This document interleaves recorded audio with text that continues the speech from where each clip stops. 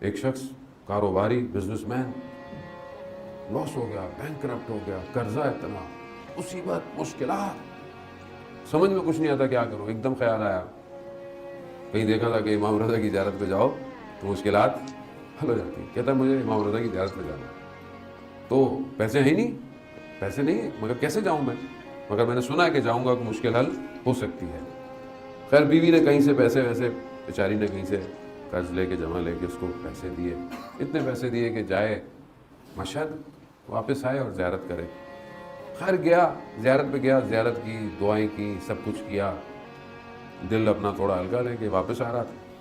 جہاں اس نے جوتے اپنے دیے ہوئے تھے, جیسے ہی وہ اس کے لیے جو جوتوں میں رکھنے کا نمبر ہوتا ہے اس کو نکالنے لگا تو دیکھا کہ جیب میں پیسے نہیں ہیں. جو تھوڑے بہت پیسے بیچارے کے پاس تھے واپس میں پیسے نہیں ہیں. تو عجیب سا ہو گیا. امام کی رضا نے کہا مولا میں تو آپ سے اپنی مشکل حل کروانے آیا تھا, الٹا جو میرے پاس پیسے قرضے کے میں لے کر آیا تھا وہ بھی میرے پاس نہیں ہے, کہاں جاؤں. اسی اسنا, اسی عالم میں میں یوں چل رہا تھا تو اچانک سے پاؤں ٹکرایا ایک سکے پہ, سکہ ملا, اٹھا لیا, جوتے لے کے پریشان ہے کہاں جائے. اب کچھ سمجھ میں نہیں آ رہا کیونکہ خوب شریف النفس آدمی ہے, یہ انہیں کہ کسی سے پیسے مانگ لے کہ بھائی میں یوں ہوں, کیونکہ پروفیشنل نہیں ہے, عزت آبرو والا شخص ہے. اب اسے ایک دم خیال آیا کہ ٹیلی فون بوتھ ہوتے ہیں جیسے ملکوں میں ہوتے ہیں, آپ نے حرم کے باہر لگے ہوئے, تو سکہ, اس نے بولا کہ میں ایک سکہ ڈالتا ہوں, ایک رینڈم نمبر ملاتا ہوں اور اس شخص سے اپنی مشکل بیان کرتا ہوں. نہ میں اس کو جانتا ہوں نہ وہ مجھے جانتا ہے.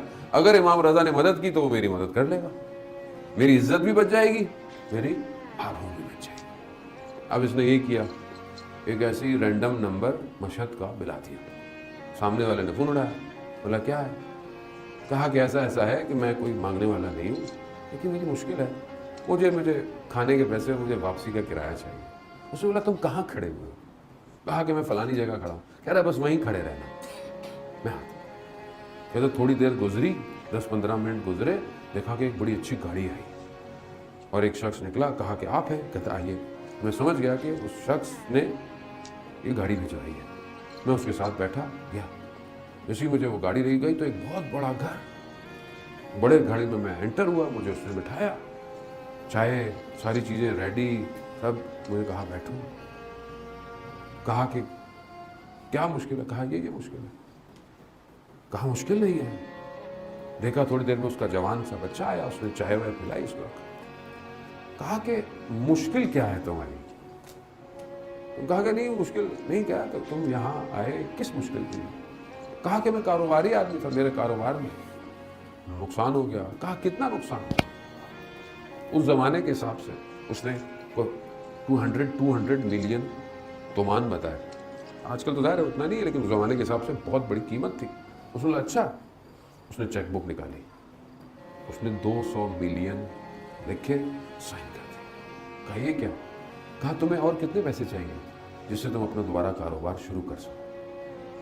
کہا 60-70 ملین. ذرا ایک اور چیک نکالا, 60-70 ملین سائن کیا گیا. اب اس کی سمجھ میں نہیں آیا کہ میں کرایہ لینے آیا تھا, چائے لینے آیا تھا, یہ شخص کون ہے. تو اب یہ پریشان ہے. تو اسے بولا تم یہ سوچ رہے ہو کہ میں تمہاری مدد کیوں کر رہا ہوں, میں تمہیں جانتا بھی نہیں. اور کہا یہ میں نے تمہیں لون دیا ہے مگر تمہاری مرضی ہے, اگر تم مجھے واپس کر سکو کر دینا, نہ کر سکو تو بھی مشکل نہیں. کہا کہ ماجرا کیا ہے. کہا وہ دیکھا جو تمہیں چائے دینے آیا تھا. کہا میرا بیٹا ہے, جوان عقلی تھا. کہا میں کوئی بہت مذہبی آدمی نہیں تھا, مشہد میں رہنے والا تھا, کاروباری تھا, لیکن میں ایسا نہیں تھا کہ میں حرم ہر وقت جایا کرتا تھا. لیکن میرے بیٹے کو کینسر ہو گیا. میں نے اس کو بہت علاج کے لیے ادھر ادھر ہر جگہ, ڈاکٹروں نے کہا کہ اس کا علاج یہاں نہیں ہو سکتا, اس کو لندن لے جاؤ. میرے پاس پیسہ تھا, میں چلا گیا. وہاں پر بھی اس کے ٹیسٹ تھے. انہوں نے بولا کہ کچھ ٹیسٹ ہوں گے, اگر تو وہ ٹیسٹ پازیٹیو ہوئے تو ہم آپریٹ کر سکتے ہیں, ورنہ شاید ہم اس کو آپریٹ بھی نہیں کر سکتے. کہا کہ بس تم دعا. کچھ ٹیسٹ آئے, کچھ ٹیسٹ میں وہ چیزیں آئیں, تو بولا ٹھیک ہے. ایک ٹیسٹ باقی رہ گیا تھا اور میں اس کا انتظار کر رہا تھا. ایسے میں وہاں پر ایک کام کرنے والا تھا, وہ مسلم تھا. اس نے بولا کہ جاؤ دعا کرو, جو کر سکتے ہو کرو, اگر تو یہ ٹیسٹ آیا صحیح تو علاج ہوگا، ورنہ اپنے بیٹے کو ایسے ہی لے جاؤ. اور میری پوری کائنات میرا بیٹا تھا. کہا کہ میں مذہبی آدمی نہیں تھا. مجھے ایک دم امام رضا کا خیال آیا کہ یا امام رضا، یقیناً میں آپ کے شہر میں رہتا ہوں لیکن میں آپ کا اچھا ظاہر نہیں ہوں، لیکن میرا ہاتھ خالی ہے امام رضا، مدد کیجیے. کہا تھوڑی دیر بعد وہ شخص دوڑتا ہوا آیا. کہا کہ رپورٹیں تو بالکل عجیب سی آ رہی ہیں. کہا کیوں؟ کہا کہ بیماری کا نشان نہیں ہے، نظر نہیں آ رہی بیماری. کہا کہ دوبارہ سارے ٹیسٹ جو پہلے پازیٹیو آئے تھے وہ دوبارہ کرائے. کہا کہ سب نیگیٹو آنا شروع ہو گئے. وہ ڈاکٹر پریشان ہو گئے کہ یہ کیا کیا، ایسا پاسبل نہیں ہے پہلے بار.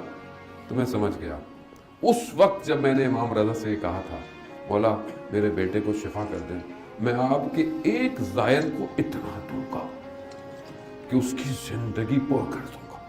کہا اس دن سے جب میں واپس آیا میں اپنے آفس میں بیٹھ کر صرف انتظار کرتا تھا کہ وہ ایک زائر کب آئے گا. میں حرم گیا، گلیوں میں ڈھونڈتا تھا کہ وہ ایک زائر. آج صبح جب تم نے مجھے فون کیا میں سمجھ گیا امام رضا نے اس زائر کو مجھے بھیج دیا. کہا میں نے کچھ نہیں کیا، میں نے اس دن کا وعدہ پورا کیا امام رضا سے.